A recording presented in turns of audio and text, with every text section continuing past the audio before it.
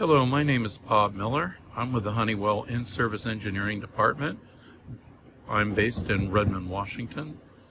Today I'm going to be demonstrating for you the loading of the Service Bulletin to help increase the reliability of the TR-1 transmitter receiver unit by uploading new software code through the RP-1 radar processing unit. The Service Bulletin is 930-1000-34-022. This Service Bulletin installs software version 3 in the RP-1 part number 930-1000-002 or software version 2 in the RP-1 part number 930-1000-003. It's a change to the RDR-4000 application software to address the Q101 voltage regulator field failure issue in the TR-1 transmitter unit. And just a quick explanation. So in order to upload new software to the TR-1 receiver transmitter unit, which is located in the aircraft's radome, mounted in the pedestal of the DA1 antenna drive unit, we actually need to load the new software by means of the RP-1 radar processor unit, which is located in the aircraft's electronics bay. Once the software is loaded, the RP-1 radar processor will upload the new software code via ARINC 429 data buses to the TR-1 located in the radome. This Service Bulletin is applicable to the RP-1 part number 930-1000-002 with software version 2 or lower installed, or a part number 930-1000-003 with software version 1 or lower installed. The Service Bulletin can be applicable to the RP-1 part number 930-1000-001 with software version 7 or lower after it has been converted to a 930-1000-003 with Service Bulletin D2014-12-000015. The software version information for the RP is found beneath the left port cover of the front cover of the RP-1. Right here is the software identification label. The reason for this Service Bulletin is to change the software for the Q101 field failures of the TR-1 transmitter receiver unit. This software change is made to lower the temperature of the Q101 voltage regulator component, which is within the TR-1 transmitter receiver unit located in the aircraft's radome. This procedure is for loading of the application software on the aircraft, on-wing loading. If initial compact flash software load fails, repeat the process again. If it continues to fail, power down the unit and allow the unit to cool for at least 30 minutes, then retry the download. It has been observed in the field that the unit will have a higher download failure rate at a temperature of greater than 86 degrees Fahrenheit or 30 degrees centigrade. If the unit continues to fail even with this process, send the RP-1 to the Honeywell Service Center for incorporation of hardware mod 30 if it hasn't already been implemented. With no power applied to the unit, put the application software compact flash card, part number 718-1758-027, or if you have a newer version of a Service Bulletin, the procedure would be the same. The latest version of the application software compact flash card per the Service Bulletin that you're loading. This is the compact flash card with the part number 718-1758-027, or it could be a later version. And you're simply going to, with the power removed from the unit, push it into the slot on the lower right of the front panel of the RP until it's fully engaged. Apply the power from the aircraft to the RP-1, and after approximately 2 minutes, status messages will come into view on the LCD display. After about 2 minutes, you'll see the message "Valid card" displayed. Then it shows fetching files to upload. This process for the loading of the application software can take up to 10 minutes. Please be patient. Next, a new message appears, "Upload in progress." Please continue to be patient. It does take some time for the files to upload from the compact flash card to the memory within the RP-1 radar processor unit. It's been about 5 minutes real time, and the message continues to show "Upload in progress," which is completely normal. Again, please be patient while the data is uploading. After a total time of about 10 minutes, the new application software has uploaded successfully. And you'll see the message on the front panel LCD display of the RP-1, "Upload successful."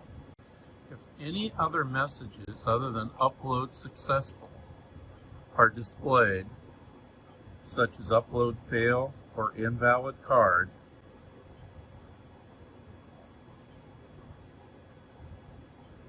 then remove the power from the RP and extract the card and try to repeat the procedure once again.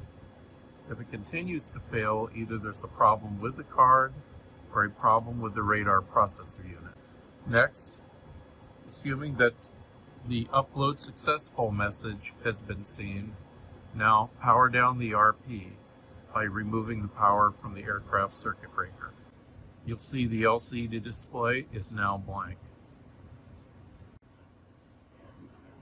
Again, with the power removed from the RP-1, reach in and extract the application program compact flash card, and you're going to, if this is a 930-1000-003, this part of the process is complete because you do not have the Hazard 2.0 function, which requires a configuration database. If you have the 930-1000-002 part number RP-1, then next you need to reload the configuration features database. This gives you the features such as the lightning and hail indications and the react function. So this is a different flash card, part number 718-1761-001, and it has the configuration features. And again, with the power removed from the RP, you're going to plug it in, carefully insert it until it engages. It can only go in one way. It is also keyed. And once it's firmly seated, apply the power to the RP.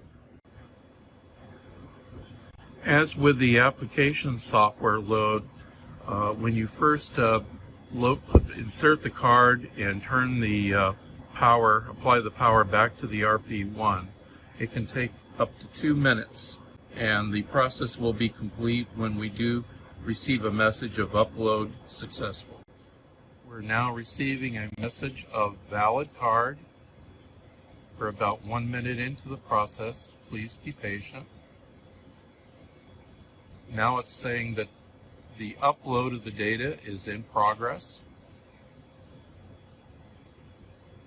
And finally, upload of the configuration data has been successful. When the data load is complete, remove the power from the RP-1 and extract the compact flash card containing the configuration data. The next section of the Service Bulletin, Terrain and Envelope Modulation Database Load, is optional. and it should only be performed if the terrain and envelope modulation database part numbers are not reported as identified in the software part number check. It does not need to be performed sequentially after the application software load. The instructions for performing the terrain and envelope modulation database are contained in the Service Bulletin. And in the parts table, in Table 2 of the Service Bulletin, you will need to order a copy of the terrain database. We have found through testing in our engineering labs that the terrain database is not erased when you load new application or configuration software. If you have the part number of RP that contains the configuration software database, however, because it has the Hazard 2.0 features, that will be erased and will need to be reloaded every time you reload the application software. But the terrain and envelope modulation database should not be affected by the loading of the application and configuration software. The next section of the Service Bulletin involves software image refresh.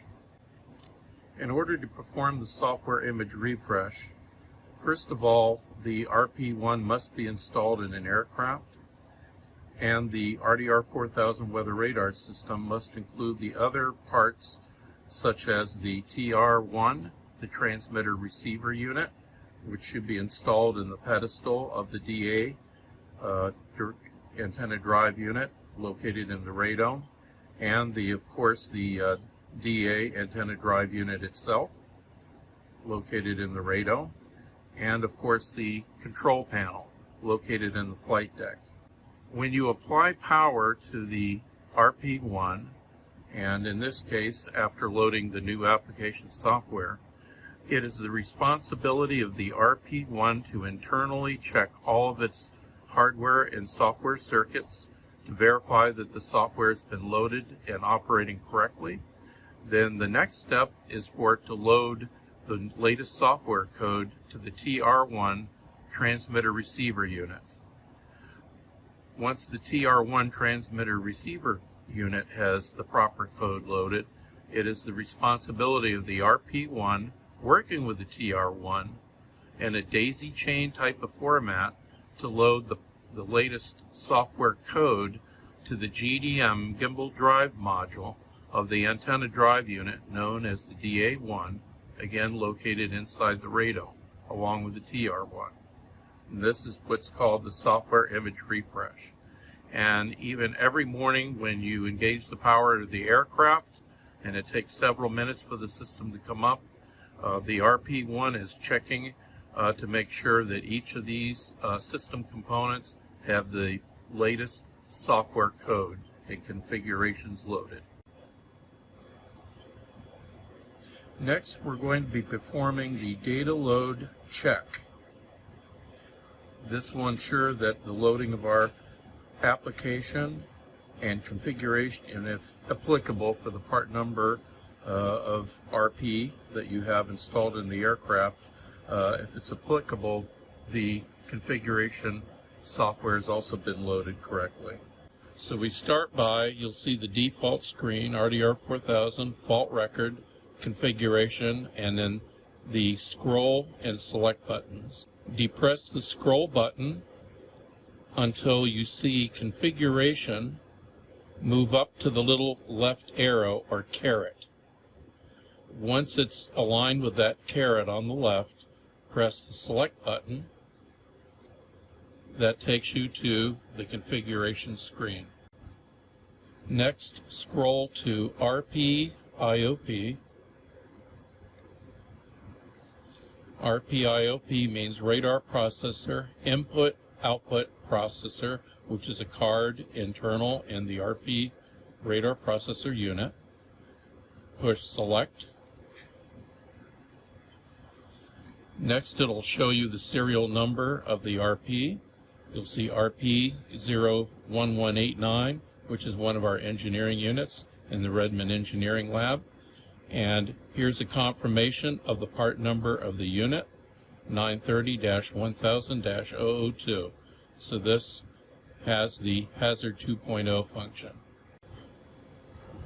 Continue to scroll until you see APP for application, meaning application software. And you'll see, just as written in the service bulletin, the application software part number itself is 996-4000-513. Next, scroll to DB, or database, which is referring to the terrain database, and it shows the part number of 996-1232-547. This is the part number of the terrain database per the service bulletin for units with Mod 27. If Mod 27 has not been implemented into the RP, then it shows a different part number. Press the right button labeled Next on the menu, and now you'll see RP-MP, meaning radar processor, MP for the main processor integrated circuit, and the configuration page for that main processor. Again, you'll see a confirmation of the serial number of the unit, the part number of the unit, and if I continue to scroll, as we did with the RP-IOP, I'll see that the application software has been successfully loaded. The part number is 996-4000-513. However, when I continue to scroll, the database part number has changed to 996-0175-502, which is correct for this particular configuration section of the RP.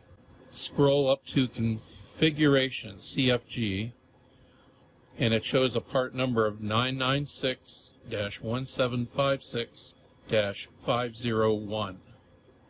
And this is correct for a part number 930-1000-002 RP-1. This particular step would not be applicable if you have the non-hazard 2.0 RP, the part number 930-1000-3.